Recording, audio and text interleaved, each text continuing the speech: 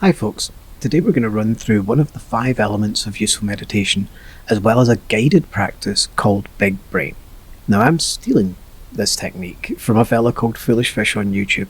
He runs a great channel on esoteric and spiritual practices, so if you want to check out the isolated technique, or that you're interested in sort of Aleister Crowley or Solomonic magic, then probably go check that out. It's really, really good. Now again, this is not useful meditation. It's not representative of how the practice works or how it feels, but it is an example of how useful mixes different techniques for very specific outcomes. For the full guide on what the 5 elements of useful are, please visit usefulmeditation.com. So first will be the Big Brain guided interactive meditation, and at the end we'll run through best practices for self-inquiry. So Big Brain is really, really simple. After a brief intro using another technique called Mind Shop, which I'm kind of using just to relax you as quickly as possible, I'll ask you to assume the role of certain characters, like facets of your brain that we can ask questions of, like the controller, the part of you that controls your entire life, your emotions, your behaviours. You embody that character, and I ask you specific questions about that character, and you answer as earnestly, as honestly as possible. Now this is why you've got to do this in a dark room, away from any other people, in as quiet a place as humanly possible, but somewhere you can speak aloud with a degree of honesty and some sort of volume, if that's the way you speak. So these characters are really simple parts of your personality, personified by you answering these questions aloud.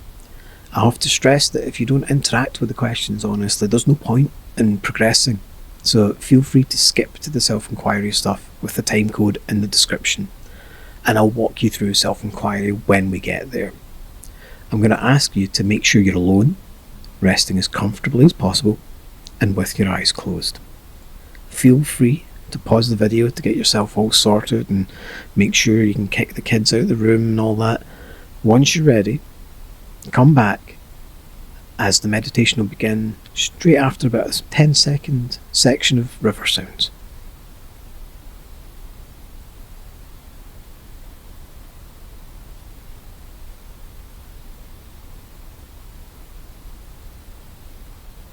With your eyes closed, picture yourself descending a long, weathered stone stairway, lit by torches which flank a pair of oak and iron doors. The amber light is warm, and the doors heavily worn with peeling varnish and graffiti gouged vulgarly into the unyielding wood, the names of those not permitted access. You reach a hand to touch the exposed wood grain, but before you can touch the surface, the doors swing open slowly, as if these heavy doors could be opened with breath alone. A sense of overwhelming familiarity washes over you like a gentle wave, despite your not being able to summon concrete memories that took place right here. The revealed room is filled with all manner of wonders. Bookcases stuffed with leather-bound tomes, jars filled with strange reagents, and various alien dried flowers line every possible space in this circular granite brick tower. Every inch of table space, and even some flooring, is completely covered in messy debris that seems to be in exactly the right place. In the centre of the room, however, is a marvel, globe-like and shimmering with prismatic bolts of colour. The structure looks to be beyond priceless, made up of thousands of golf ball-sized crystal icosahedrons, every angle making their 20 sides refract in some new way. It intuitively feels like you're staring into the most complex mirror imaginable, and somehow you know that this collection of self-same objects is representative of your mind, and your mind alone. Running the equator of the object is a ring of deep rosewood, in the centre of which is a brass plaque that reads, "Wait for a question before speaking as asked."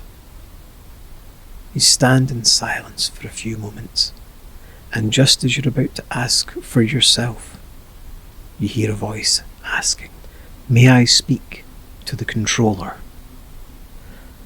One of the crystals glows a comfortable orange, and you reach out your hand to touch it. As you do, you assume a role for which you never knew you had, but somehow expected was always there. Now assume that role within your mind.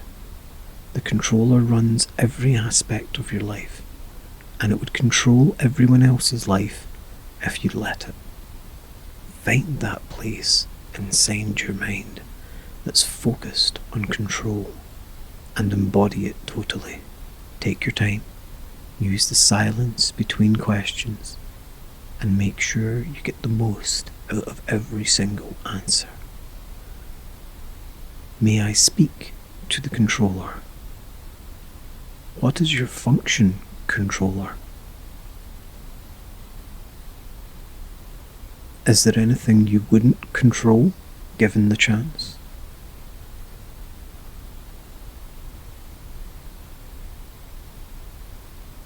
And what would happen if you let go?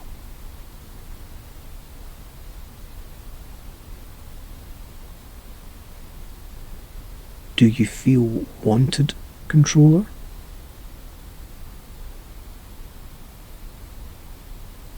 Can you remember ever having rescued your host?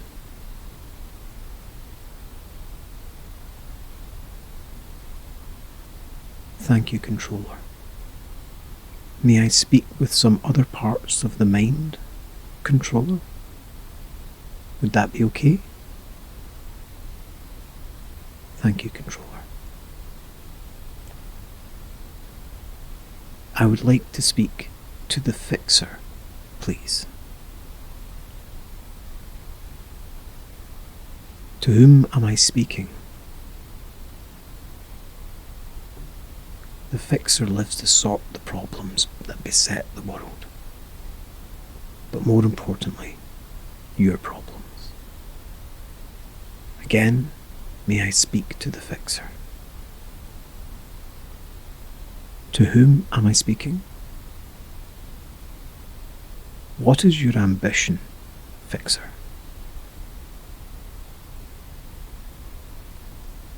What makes you angry?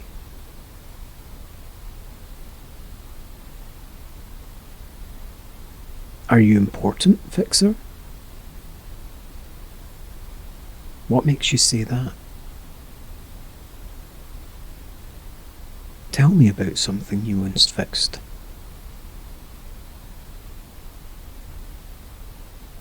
Are you appreciated?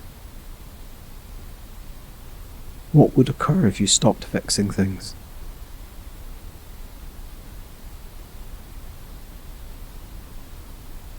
Thank you, fixer.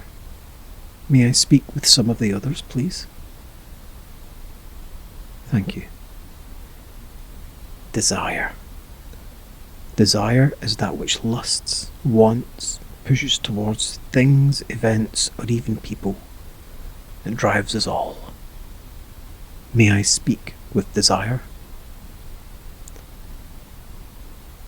What is your purpose, desire?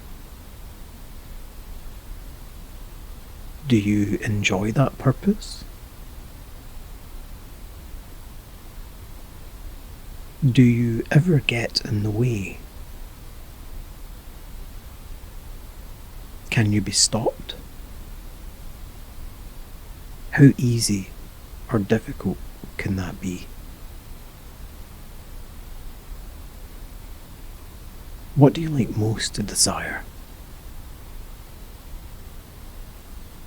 Why do you like it?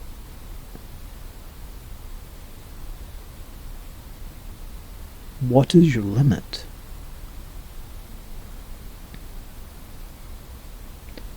Thank you, desire. I would like to speak to more of the others if I may. Is that okay? Thank you. The judge. The judge arbitrates all. It's that part of you that sees value or lack thereof in things or people. It can be cruel and it can be kind. May I speak to the judge? To whom am I speaking? What is your purpose, judge?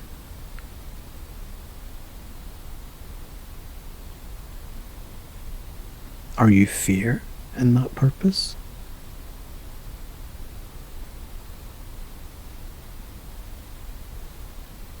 Are all of your value judgments always correct?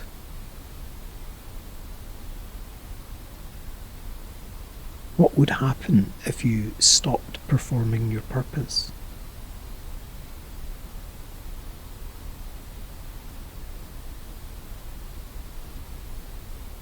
How would you describe the way you perform your purpose?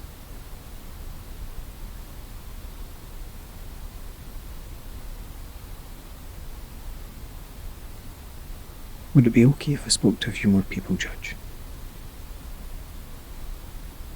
Thank you. The fun seeker.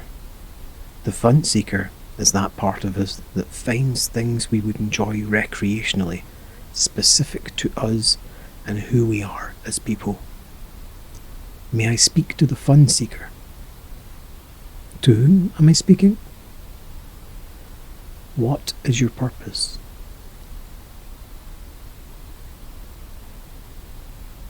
What kind of things do you like finding? Are there any things you like finding you maybe shouldn't enjoy?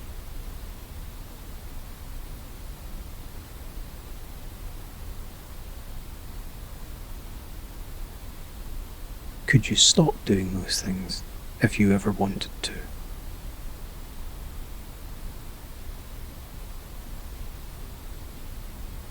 Do the things you find ever turn out to be not fun at all?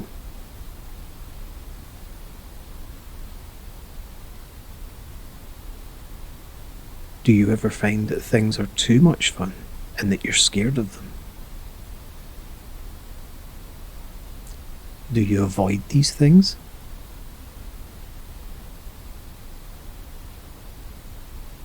What would happen if you stopped finding fun things altogether?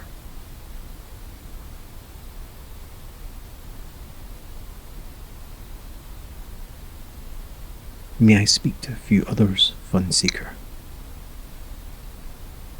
Thank you. The seeker. The seeker looks for answers to the large questions in life. May I speak to the seeker? To whom am I speaking? Seeker, what is your ambition?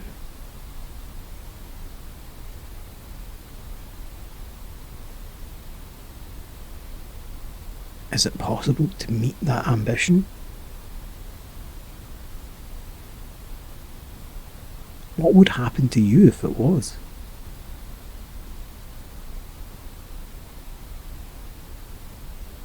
Would you be okay with that?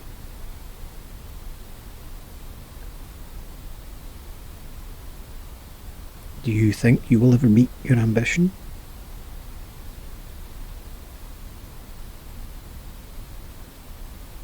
Would you be okay with that?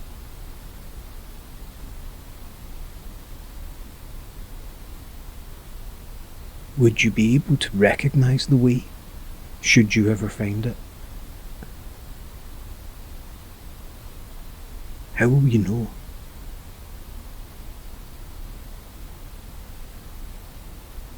Can I speak to a few others, seeker? Thank you.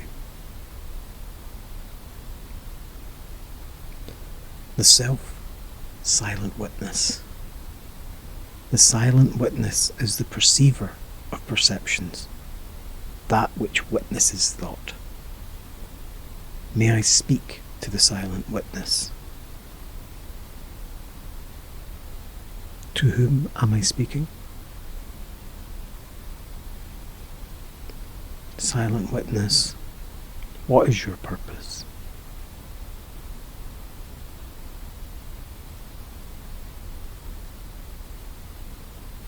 What would happen if you stopped observing?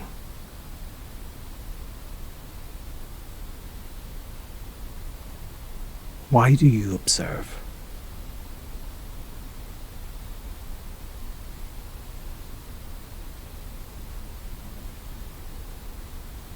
Is it possible for you to not observe?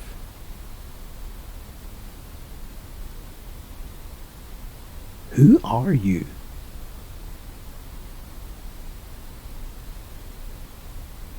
What are you?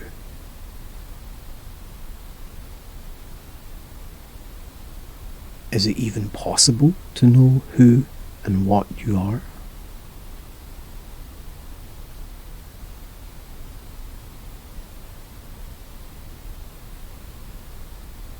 If you were to leave, what would happen? May I speak with one last person, silent witness? Thank you. I would like to speak to one last person.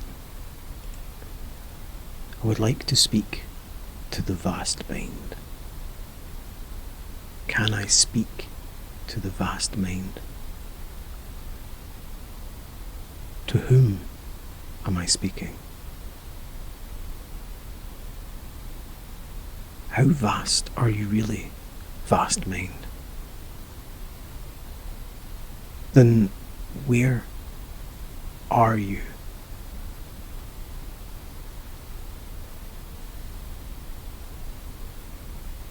Do limits apply to you?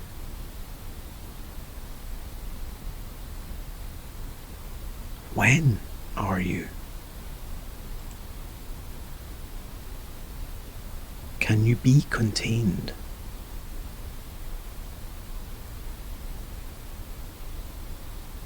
Who are you?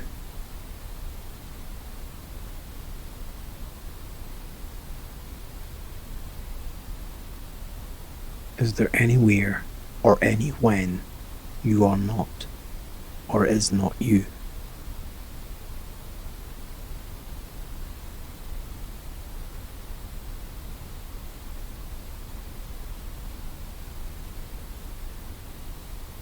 Is anything excluded from being part of you?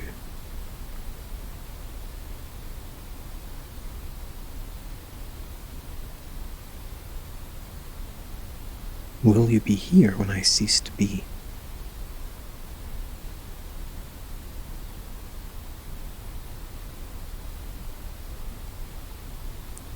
Can anything be outside of you?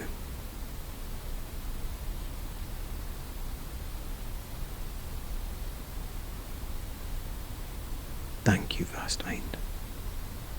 Now, ask this one last question of yourself, internally and silently. Don't try to answer.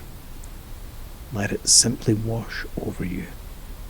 Simply watch what this question does to your consciousness in this state of mind. Watch it ripple and eventually still a sea you didn't know was in your mind. Now ask yourself, slowly and deliberately, who am I?